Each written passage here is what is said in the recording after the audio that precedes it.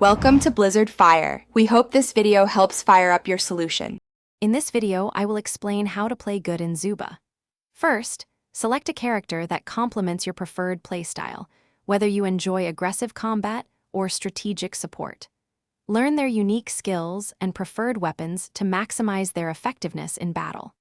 Mastering basic movement and dodging is crucial for survival, allowing you to evade enemy attacks and position yourself advantageously during skirmishes. Effective resource gathering is key. Quickly grab weapons and items at the matches, start to gain an early advantage.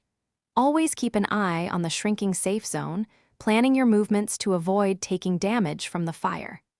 Bushes are your best friend for stealth, allowing you to ambush unsuspecting foes or escape dangerous situations, turning the tide of battle in your favor.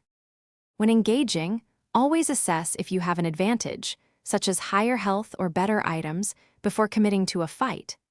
Teamwork is vital. Coordinate your attacks with allies to overwhelm opponents and secure eliminations.